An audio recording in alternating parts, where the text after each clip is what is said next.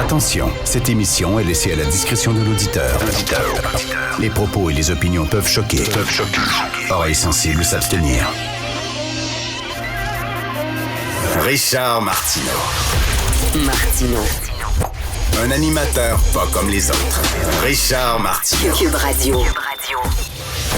Bonjour, merci d'écouter Cube Radio. Bon jeudi. J'ai toujours cru que la relation entre un pays d'accueil et ses nouveaux arrivants, ses immigrants, c'est comme la danse. Hein? It takes two to tango, comme disent les Anglais.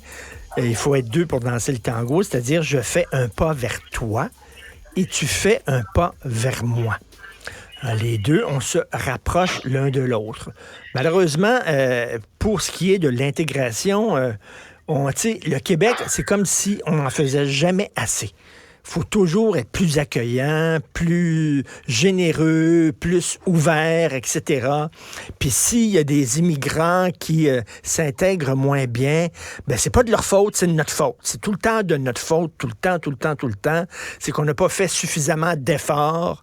Et là, il y a un texte dans Le Devoir. C'est une étude qui affirme que les nouveaux arrivants, les immigrants, n'écoutent pas la télévision québécoise. Les chiffres sont assez parlants. Ils n'écoutent pas la télé québécoise. C'est TVA qui est le plus regardé par les immigrants, 22%. Mais les autres, c'est quoi? C'est 16% Radio-Canada, 6% Nouveau, je crois. Donc, ils ne regardent pas les chaînes québécoises. Et là, il y a des experts qui sont interviewés dans Le Devoir. Puis on dit, oui, mais tu sais, avant, c'est vrai qu'il n'y avait pas beaucoup de diversité. Là, il y a eu un effort au Québec. Il y a beaucoup plus de diversité qu'avant. Et c'est vrai. D'ailleurs, en publicité, des fois, tu regardes ça et tu te demandes, coudonc, on dirait qu'il n'y a rien que des nouveaux arrivants au Québec. Bon, il dit, il y a plus de diversité, mais il n'y a pas suffisamment d'émissions qui s'adressent aux nouveaux arrivants. Donc, c'est pas assez d'avoir de la diversité à la télévision québécoise. Non. Il faut qu'il y ait des émissions qui s'adressent à eux. Donc, nous, on ne va pas suffisamment vers eux. Est-ce qu'on peut poser la question, est-ce que aussi, ça serait le fun qu'eux viennent vers nous? Ils ont choisi de s'établir ici.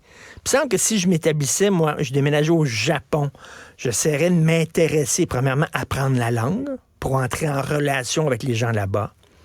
Puis écouter leur télévision pour savoir, écoutez là, je veux pas faire de l'immigrant bashing, absolument pas. Il y a des immigrants qui s'intègrent très bien. Mais il y a certains quartiers où ce sont des ghettos d'immigrants, puis tu te promènes en auto. Et sur chaque balcon, il y a des antennes satellites.